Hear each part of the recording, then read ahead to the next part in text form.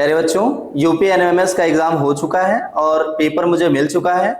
और इस वीडियो में हम आप लोगों को आंसर की बताने वाले हैं, जो दोनों सेक्शन का सही सही आंसर बताएंगे और बिल्कुल सटीक आंसर बताएंगे, जो कि आप लोग अपने अपने पेपर में मिला लीजिएगा।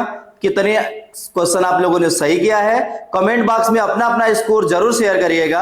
आइए हम इसको देखते हैं।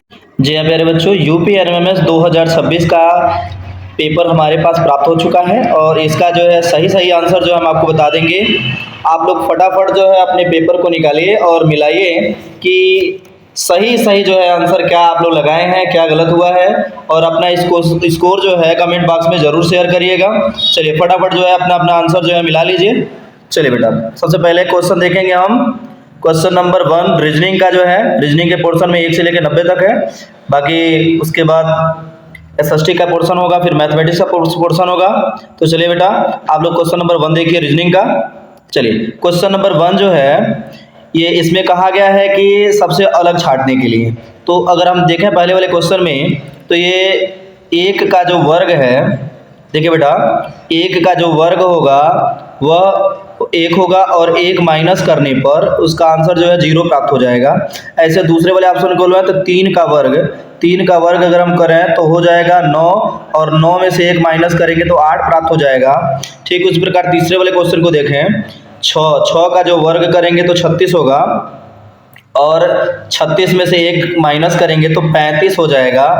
तो बेटा इसमें देखिए इसमें जो है राइट आंसर ये चौथा हो जाएगा, क्योंकि 7 का वर्ग जो है 49 होता है और उसमें से 1 घटाएंगे तो 48 होगा, जबकि यहाँ पे 50 दिया हुआ है।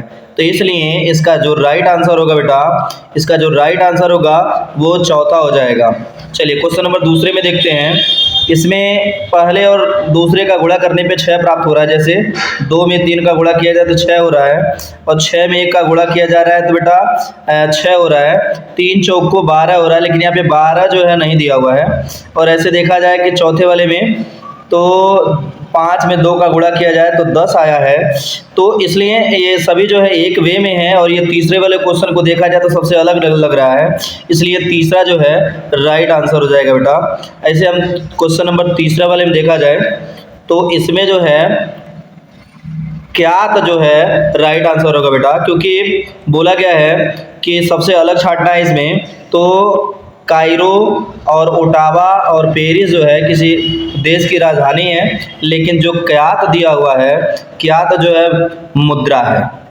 तो इसलिए बेटा डी जो है यानी चौथा जो है इसका आंसर हो जाएगा।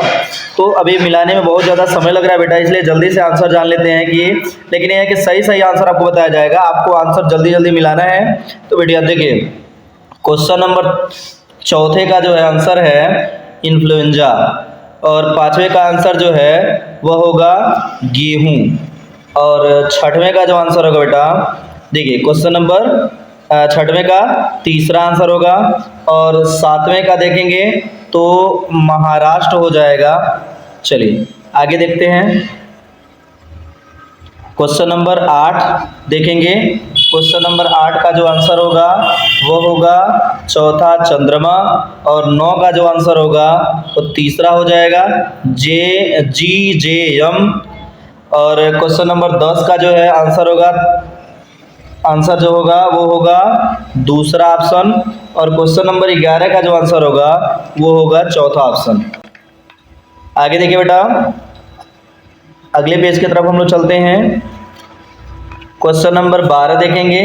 क्वेश्चन नंबर 12 का जो है राइट आंसर होगा वो होगा तीसरा, और क्वेश्चन नंबर 13 इसका भी तीसरा आंसर होगा। क्वेश्चन नंबर 14 जो है 14 जो है पहला आंसर होगा। क्वेश्चन नंबर 15 में देखेंगे इसमें दूसरा आंसर होगा। अब आते हैं आगे, अगला क्वेश्चन देखते हैं हम लोग। क्वेश्चन नंबर 16 यानी कि 16 वाला क्वेश्चन देखेंगे बेटा, तो इसका जो राइट आंसर होगा वो दूसरा हो जाएगा, और 17 का जो है वो तीसरा आंसर होगा। 18 का जो है इसमें तीसरा आंसर होगा, और 19 का जो है चौथा आंसर होगा, और 20 का जो है दूसरा आंसर हो जाएगा। चलिए क्वेश्चन नंबर 21 का देखते हैं हम लोग। क्वेश्चन नंबर 21 का जो है ये दूसरा आंसर हो जाएगा। अब आते हैं क्वेश्चन नंबर 22 को। क्वेश्चन नंबर 22 का जो है राइट आंसर ये तीसरा हो जाएगा 30, और 23 का जो है कि पहला ऑप्शन 1 हो जाएगा, और 24 का जो है चौथा ऑप्शन 13 इन 13 हो जाएगा। 25, क्वेश्चन नंबर 25 का देखेंगे हम लोग। क्वेश्चन नंबर 25 का जो है राइट आंसर तीसरा हो जाएगा 3, और क्वेश्चन नंबर 26 का जो है पहला ऑप्शन सही है। क्वेश्चन नंबर 27 का दूसरा आंसर है। क्वेश्चन नंबर 28 देखेंगे हम लोग। क्वेश्चन नंबर 28 इसका जो है दूसरा आंसर हो जाएगा। क्वेश्चन नंबर 29 इसका तीसरा आंसर होगा, और क्वेश्चन नंबर 30 जो है इसका तीसरा आंसर हो जाएगा। चलिए बेटा अगले पेज की तरफ चलते हैं हम लोग। अगले पेज में क्वेश्चन नंबर 31 यानी कि 31 दूसरा आंसर होगा, और 32 दूसरा आंसर होगा, 33 दूसरा आंसर होगा, और 34 का तीसरा आंसर होगा। 34 का जो है तीसरा आंसर होगा बेटा, और 35 का पहला, और 36 का पहला आंसर होगा, और 37 का दूसरा हो जाएगा। चलिए आगे मिलाइए। क्वेश्चन नंबर 38, क्वेश्चन नंबर 38 का जो है पहला आंसर हो जाएगा, और क्वेश्चन नंबर 39 दूसरा आंसर हो जाएगा। ठीक है बेटा फटाफट जो है कि ईमानदारी से एकदम आंसर मिलाते जाइए आप लोग, क्या क्या सही लगाए हैं। चलिए बेटा क्वेश्चन नंबर जो है 40 देखना है। क्वेश्चन नंबर 40 का जो है तीसरा आंसर होगा। क्वेश्चन नंबर 41 इसका जो है कि तीसरा आंसर होगा। क्वेश्चन नंबर 42 इसका दूसरा, और 43 इसका चौथा आंसर होगा। चलिए अगला क्वेश्चन देखते हैं। क्वेश्चन नंबर 44 का जो है वह पहला ऑप्शन हो जाएगा, और क्वेश्चन नंबर 45 जो है इसका आंसर होगा पहला। क्वेश्चन नंबर 46 इसका जो है दूसरा आंसर हो जाएगा। क्वेश्चन नंबर 47 दूसरा आंसर होगा। क्वेश्चन नंबर 48 का दूसरा ऑप्शन सही हो जाएगा। चलिए आगे देखते हैं बेटा। आगे देखेंगे क्वेश्चन नंबर 49 का जो है तीसरा ऑप्शन जो है सही हो जाएगा। तीसरा ऑप्शन सही हो जाएगा। क्वेश्चन नंबर 50 इसका जो है दूसरा ऑप्शन सही हो जाएगा। चलिए अगले पेज की तरफ चलते हैं हम लोग, नॉन वर्बल रीजनिंग की तरफ। तो चलिए एक क्वेश्चन नंबर 51 जो है इसका तीसरा ऑप्शन सही हो जाएगा। क्वेश्चन नंबर 52 इसका भी तीसरा आंसर हो जाएगा। चलिए क्वेश्चन नंबर 53 की ओर आते हैं। क्वेश्चन नंबर 53 जो है पहला ऑप्शन सही हो जाएगा। 54 का जो है पहला ऑप्शन सही हो जाएगा। चलिए क्वेश्चन नंबर 56 देखेंगे। इसमें जो है चौथा ऑप्शन सही हो जाएगा। क्वेश्चन नंबर 56 जो है, नहीं बेटा क्वेश्चन नंबर जो है ये 56 का जो है दूसरा आंसर सही होगा। अब आइए क्वेश्चन नंबर 57 हम लोग देखते हैं। क्वेश्चन नंबर 57 देखेंगे तो 57 का जो है तीसरा आंसर हो जाएगा। क्वेश्चन नंबर 57 का तीसरा, और क्वेश्चन नंबर 58 जो है इसका जो है 58 का दूसरा ऑप्शन सही हो जाए, तीसरा ऑप्शन सही हो जाएगा। क्वेश्चन नंबर 59 का जो है चौथा ऑप्शन सही होगा। क्वेश्चन नंबर 60 का जो है दूसरा सही हो जाएगा। चलिए क्वेश्चन नंबर 61 देखते हैं। क्वेश्चन नंबर 61 का जो है पहला ऑप्शन सही हो जाएगा। क्वेश्चन नंबर 62 का दूसरा ऑप्शन सही होगा।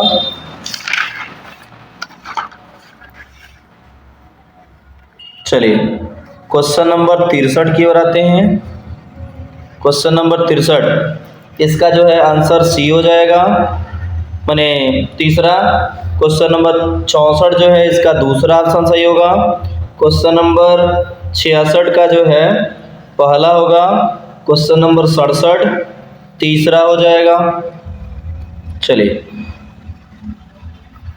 अब क्वेश्चन नंबर 68 देखेंगे।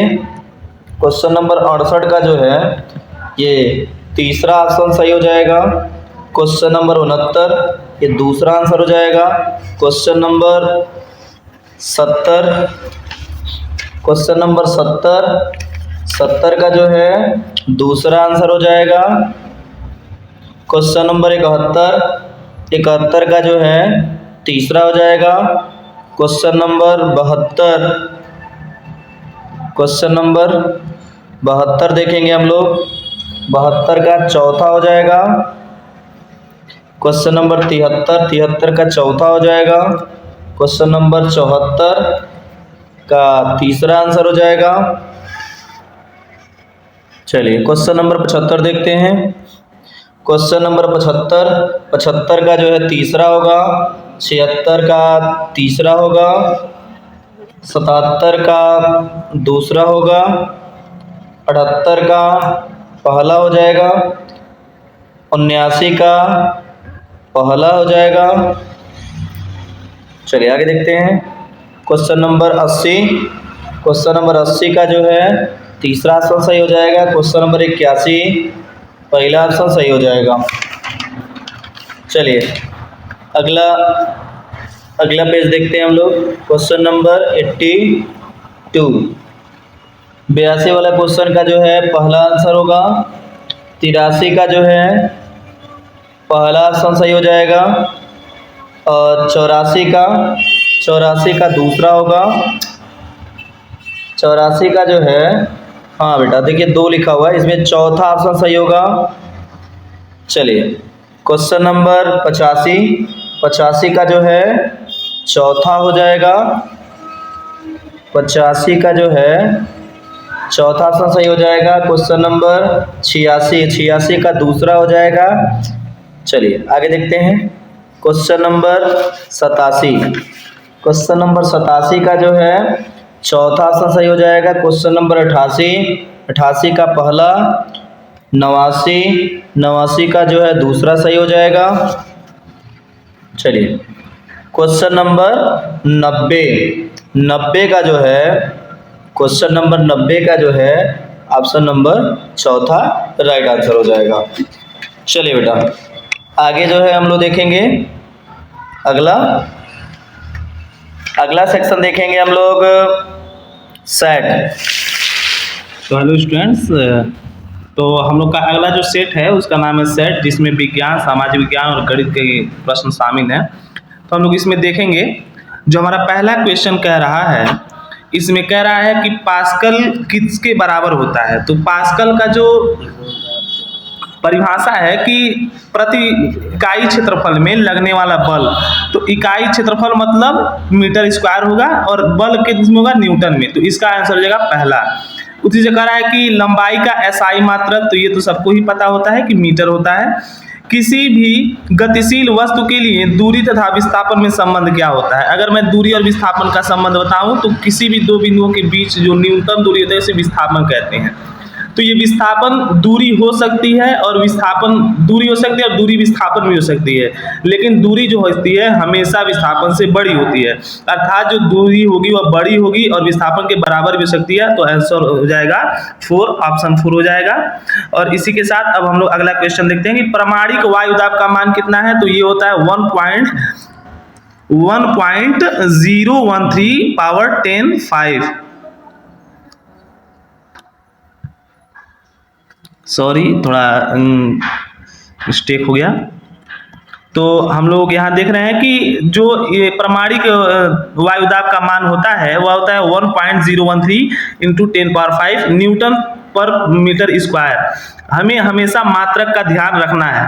तृतीय प्रकार के उत्तोलक का उदाहरण है। अगर उत्तोलक आप लोग पढ़े होंगे तो तृतीय प्रकार का जो उत्तोलक होता है उसमें जो फलक्रम होता है वह बीच में होता है और इफोर्ट जो होता है वो अपोजिट साइड में होता है लोड के।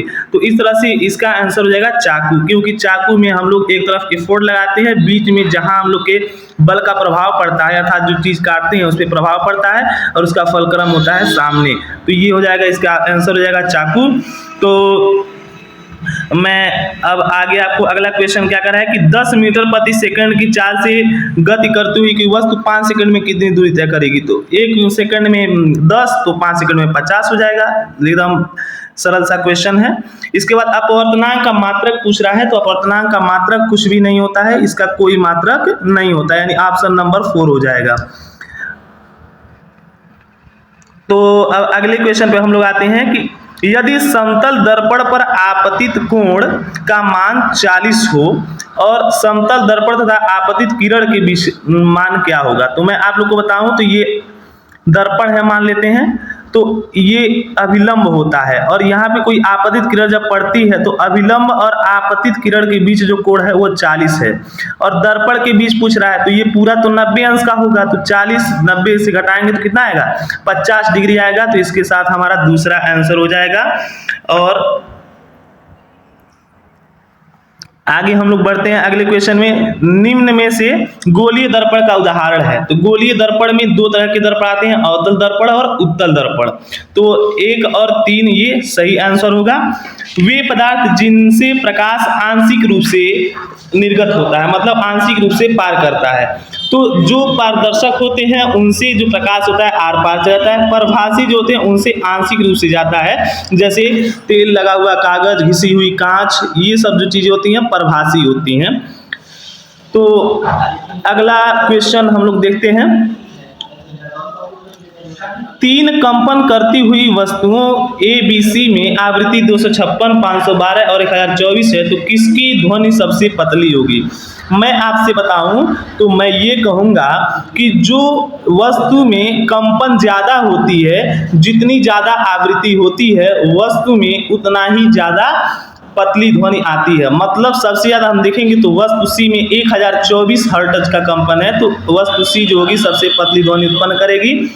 प्रतिध्वनि बार बार सुनाई देती है। वस्तुओं को आवेशित होने का निश्चित प्रमाण क्या होता है। वस्तुएं आवेशित होने पर या तो आकर्षण करेंगी या तो प्रतिकर्षण करेंगी, यानी ऑप्शन 3 वाला होगा। अगला क्वेश्चन देखते हैं हम लोग। सेल्सियस और तापमान में जो हमारा संबंध है वह है C/9 = F-32/5। ये हो जाएगा, यानी हमारा जो क्वेश्चन नंबर 104 का आंसर है वो दूसरा होगा। ऊर्जा का नवीकरणीय स्रोत है। नवीकरणीय का मतलब होता है किसी भी वस्तु को नया करके, एक बार यूज कर ली फिर उसको नया करके फिर से यूज कर रहे हैं तो नवीकरणीय संसाधन बन जाता है।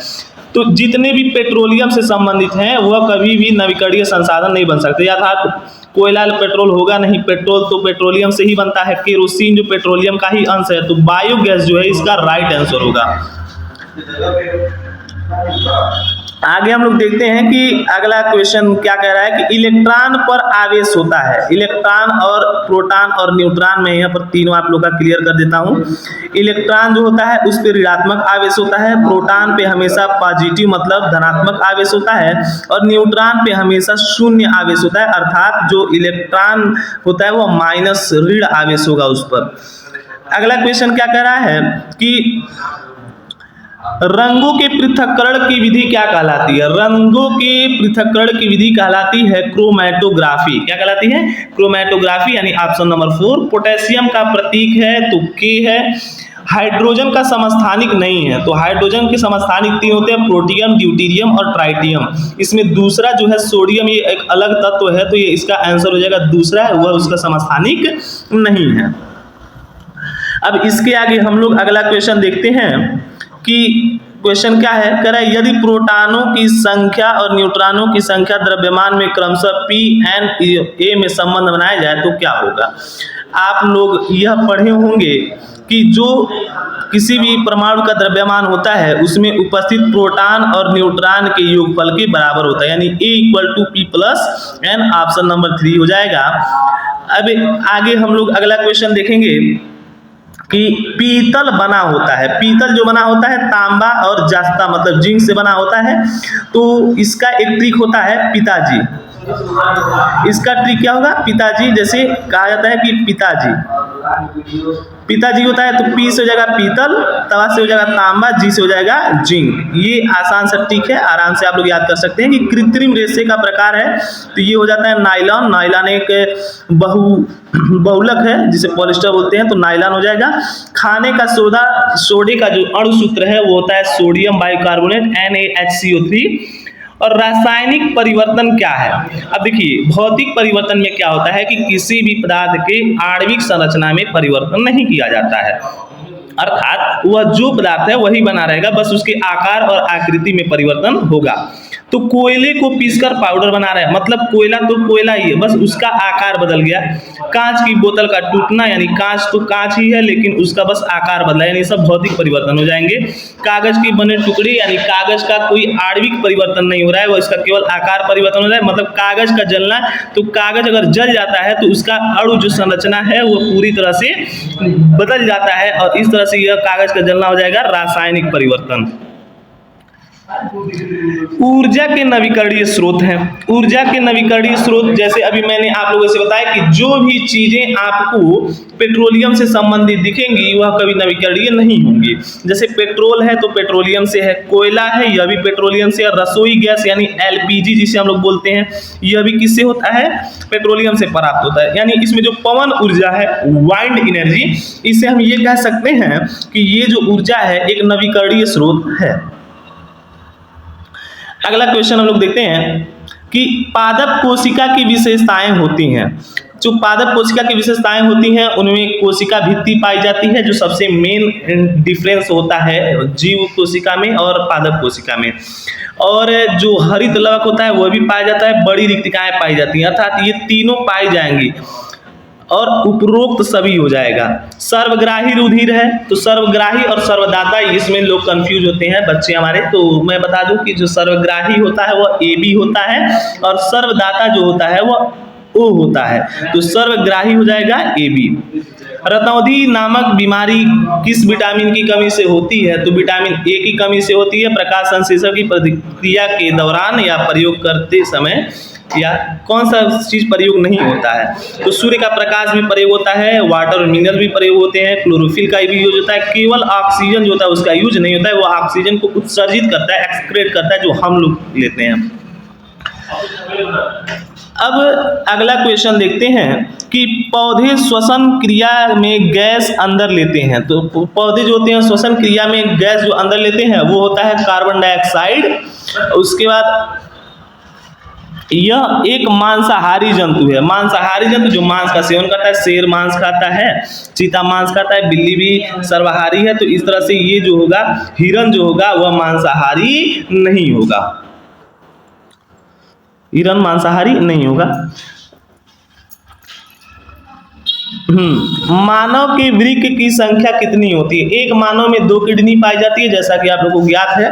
अभी तो मीम भी वायरल होता है कि ये किडनी बेच के आईफोन ले लिया जाए, तो इसमें आप लोग मत पढ़िएगा।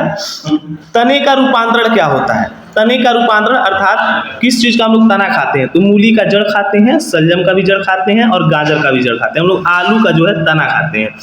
टेस्टोस्टेरॉन क्या है? तो टेस्टोस्टेरॉन एक पुरुष हार्मोन है जो मेनली रिप्रोडक्शन में काम आता है, तो ये हो जाएगा ऑप्शन नंबर 3। केंचुए में श्वसन होता है तो त्वचा से होता है। अब आगे जो क्वेश्चन है ये बहुत ही अच्छा क्वेश्चन है, मैं आप लोगों से बताऊं तो कह रहा है कि चतुर्थ बौद्ध संगीति किसने कराया था या किसके शासनकाल में हुआ था? मैं इसका एक ट्रिक बता देता हूं। अ से होता है अशोक, का से होगा कालाशोक, अ से होगा अजातशत्रु और क से होगा कनिष्क। अर्थात जो चतुर्थ बौद्ध संगीति हुई थी वह कनिष्क के शासनकाल में हुई थी। कनिष्क के शासनकाल में हमारा चतुर्थ बौद्ध संगीत हुआ था। जैन के प्रथम तीर्थंकर जो थे वह ऋषभदेव थे। महावीर स्वामी किस धर्म से संबंधित थे? तो आप लोग कंफ्यूज होते होंगे कि बौद्ध धर्म की जो है गौतम बुद्ध है, तो बौद्ध धर्म से तो नहीं होंगे। महावीर जो थे वह जैन धर्म से थे। जैन धर्म के जो 24वें तीर्थंकर थे वह महावीर स्वामी थे। सर्वप्रथम हड़प्पा सभ्यता की खोज कब हुई? तो 1921 में किया था। राय बहादुर दयाराम साहनी ने पाकिस्तान के मोंटगोमरी में हड़प्पा नामक शहर का खोज किया।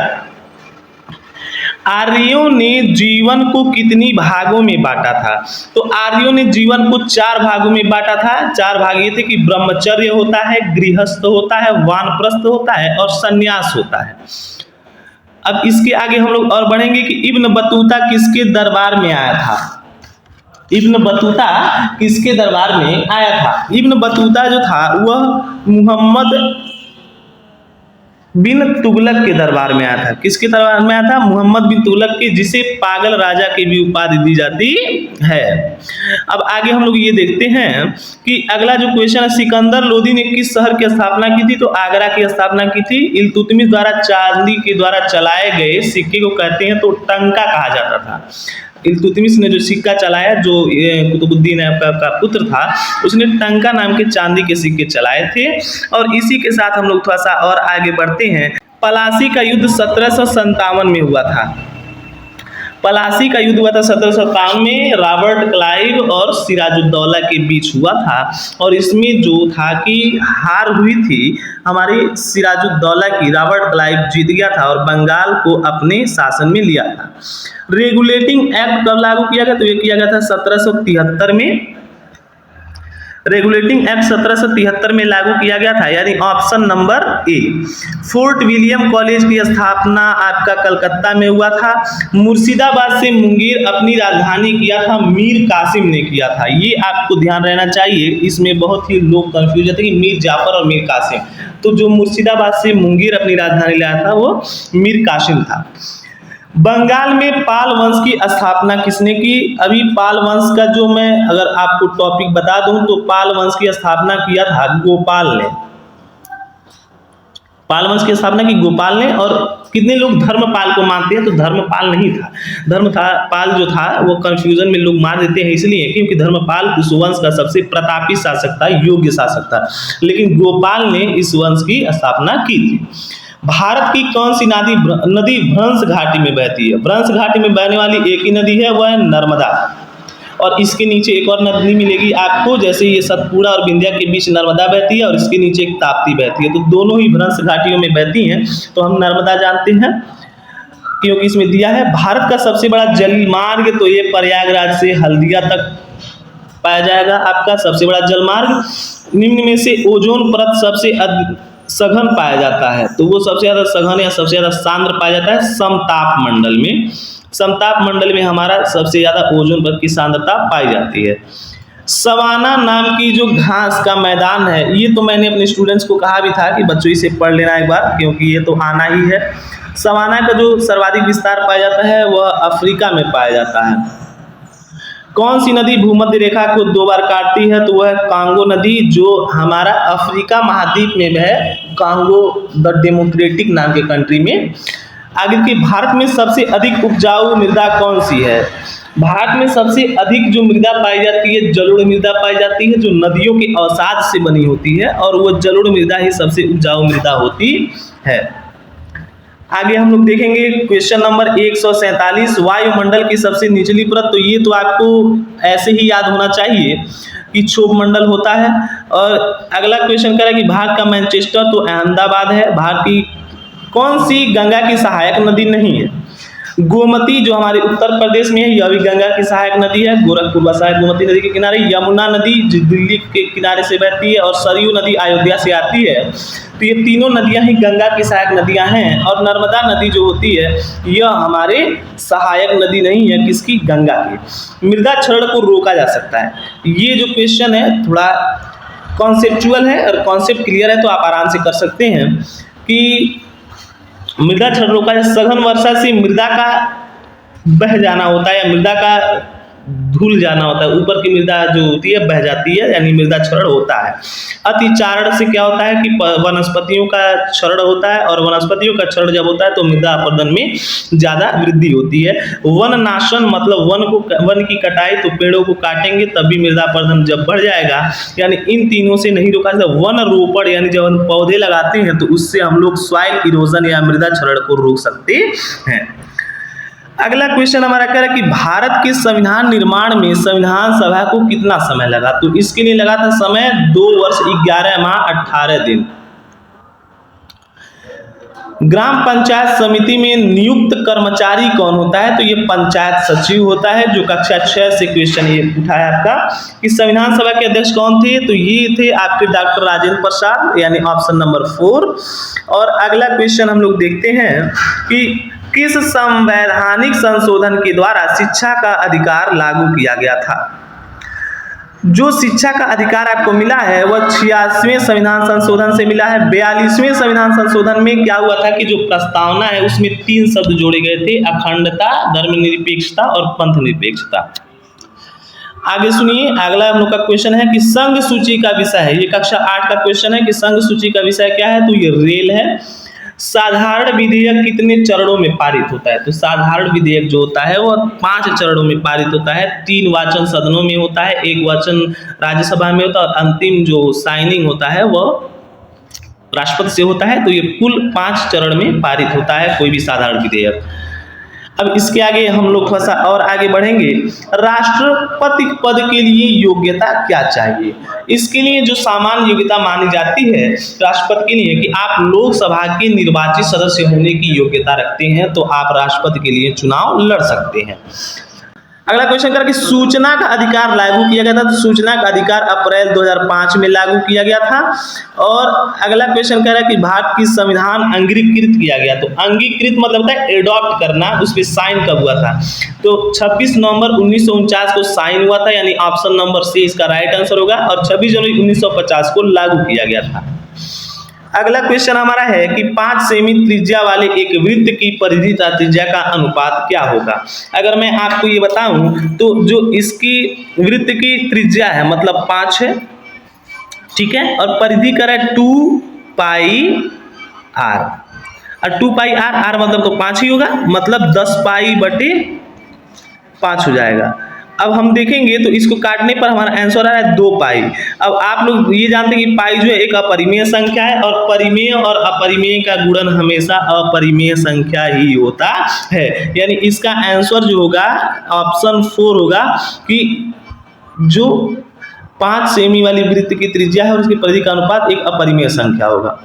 सैमसन ने 5 किमी दूरी, तो इसका अब हम लोग थोड़ा मैथ को थोड़ा सा जल्दी कर लेते हैं क्योंकि जब हम लोग बाद में लेके आएंगे इसका सॉल्यूशन तब जल्दी बताएंगे। इसका ऑप्शन नंबर 2 आंसर होगा। और 163 वाला क्वेश्चन जो है जिसमें बॉब ने 3 मीटर चौड़े और 4 मीटर लंबे कमरे के फर्श को वर्गाकार टाइल के द्वारा ढकना चाहा और इस वर्गाकार टाइल की भुजा 0.5 है, तो इसका आंसर 48 हो जाएगा। उसके बाद अगला क्वेश्चन देखिए, अगला क्वेश्चन बहुत ही अच्छा क्वेश्चन है और मैं इसको थोड़ा सा डिस्क्रिप्शन दे देता हूं मैं आपको इसका कि यदि कोई दो राशियां x और y अनुलोम संबंध है, 2 तरह का संबंध होता है। अनुलोम संबंध जो होता है वह प्रोपोर्शन होता है और जो प्रतिलोम संबंध होता है वह इनवर्स होता है। मतलब मैं कहूं कि x का प्रतिलोम संबंध तो x इनवर्स प्रोपोर्शन हो जाएगा y के, और हमारा करे अनुलोम है तो अनुलोम है तो x प्रोपोर्शन टू y। अगर हम इसको इधर लेके आएंगे तो x by y is equal to 1 हो जाएगा, एक नियतांक प्राप्त होगा, अर्थात x बटे y का मान अचर होता है। यही ऑप्शन नंबर 4 इसका आंसर हो जाएगा। अगला जो क्वेश्चन है 165 वाला, इसका आंसर होगा 13, अर्थात जो इसका आंसर होगा ऑप्शन ए होगा। अगला क्वेश्चन आप लोग देख सकते हैं, यदि कोई धन साधारण ब्याज की दर से, इसका आंसर आपका हो जाएगा 10 वर्ष, इसका आंसर होगा आपका 10 वर्ष। अगला क्वेश्चन करें कि पाइथागोरस ट्रिपलेट है, जब पाइथागोरस ट्रिपलेट दे तो उसमें क्या करते हैं, पहली 2 संख्याओं को जोड़ के देखते हैं कि तीसरी संख्या से बड़ी है कि नहीं है। तो इसका जो आंसर होगा यह होगा ऑप्शन 3 वाला होगा कि इसमें 7 5 12 बराबर हो जाए, बाकी सभी को 2 को जोड़ने पे तीसरे संख्या से क्या होगा, बड़ा आंसर आएगा। अगला जो क्वेश्चन है उसको अगर सॉल्व करेंगे तो इसका आंसर आपको मिल जाएगा 2025। अब अगला क्वेश्चन कह रहा है कि ठीक अगला क्वेश्चन देखिए, परिमेय संख्याएं इतने इतने में आरोही क्रम में लगाइए। अब मैं आप लोग को एक बात बता रहा हूं कि इसमें माइनस को थोड़ा सा बगल में रख दीजिए और सबसे पहले इसको एक देख लीजिए कि सबसे बड़ा भिन्न, सबसे छोटा भिन्न और मध्य वाला भिन्न कौन सा होगा, और उसके बाद उसमें माइनस जब लगाएंगे तो जो सबसे बड़ा भिन्न होगा वो सबसे छोटा भिन्न हो जाएगा, जो मध्य वाला होगा मध्य में होगा, और जो सबसे छोटा भिन्न होगा वो सबसे बड़ा भिन्न हो जाएगा। तो इस तरह से इसका जो आंसर हो जाएगा वह ऑप्शन नंबर 2 हो जाएगा। एक नगर की जनसंख्या जो है वह 2 इकाई दहाई सैकड़ा हजार 10,000 25,000 से कितना आ जाती है, 20,500 हो जाती है। तो इसमें कितनी प्रतिशत कमी हुई, तो इसमें हमारी प्रतिशत हुई का 18% की। व्यंजक इतने का मान होगा तो इसका आंसर 10 होगा, सॉल्व करने पे आपको प्राप्त हो जाएगा। अगला क्वेश्चन हम लोग देखते हैं कि 15 मीटर 42 मीटर 39 मीटर की, तो इसका मौसा आप लोग निकाल लेंगे तो इसका आंसर आपको प्राप्त हो जाएगा 3, यानी ऑप्शन नंबर 4। अगला देखिए कि दिए गए चित्र में x और y का मान निकालना है। तो x और y का मान निकालना है तो आपको पता होगा कि अंततः 2 कोणों का मान बहिष्ठ कोण के बराबर होता है। तो 120 में से 50 घटाएंगे तो x का मान 70 आ जाएगा, और 180 में से 120 घटाएंगे तो आंसर आ जाएगा 60, यानी ये आंसर हो जाएगा तीसरा। अगला क्वेश्चन हम लोग देखते हैं। अगला क्वेश्चन ये कह रहा है कि दिए गए चित्र में POR इतना है और PSR का मान बताना है। तो POR जो है, अगर हम ये कहें कि जो, अब इसका थोड़ा डिस्क्रिप्शन आप लोग देख लेते हैं कि ये जो वृत्त में ये वाला जो कोण होता है इसके आधा होता है ऊपर वाला कोण इसके, तो 110 का आधा होगा 55 डिग्री, और 55 डिग्री ये जो सम्मुख कोण होते हैं उनका योग होता है 180। तो 180 में से यदि हम 55 घटा देते हैं तो हमको प्राप्त हो जाएगा 125। तो इसका आंसर हो जाएगा तीसरा। अगला क्वेश्चन हम लोग देख लेते हैं कि अगले क्वेश्चन का आंसर एकदम आसान है, ये तो ऑप्शन बी होगा, ऑप्शन बी, यानी ऑप्शन दूसरा इसका राइट आंसर है। 176 वाला देखेंगे तो 176 में ऑप्शन ए हो जाएगा, सिंप्लीफिकेशन है साधारण सा। और उसके बाद 177 वाला हम लोग क्वेश्चन देखते हैं। 177 में आपका ऑप्शन नंबर 4, ऑप्शन नंबर 4, और उसके बाद हम आते हैं 178 में ऑप्शन नंबर 4 हो जाएगा, 179 में ऑप्शन नंबर 3 हो जाएगा, और 180 वाला जो क्वेश्चन है इसको हम लोग देख लेते हैं एक बार। 180 वाले क्वेश्चन में ऑप्शन नंबर 3 हो जाएगा आंसर। अब बच्चों थैंक्स, हम लोग आप लोग के बहुत बड़े आभारी हैं, और आप लोग हमारे आंसर शीट से अपना आंसर मिलाइए और जल्द से जल्द कमेंट बॉक्स में अपना बताइए कि स्कोर क्या है, और उसके बाद यह सुनिश्चित हम लोग एक कट ऑफ भी निश्चित कर देंगे कि हाँ कितने में आपका रैंक आ जाएगा। और पेपर का ये जो पूरा सॉल्यूशन है हम लोगों ने वेल वेरीफाइड किया है, और एक बार आप लोग इस चैनल को सब्सक्राइब करिए, लाइक करिए और हमें फॉलो कर लीजिए यदि आपको CHS, नवोदय, विद्या ज्ञान आदि परीक्षाओं की अगर आपको तैयारी करनी है। धन्यवाद है।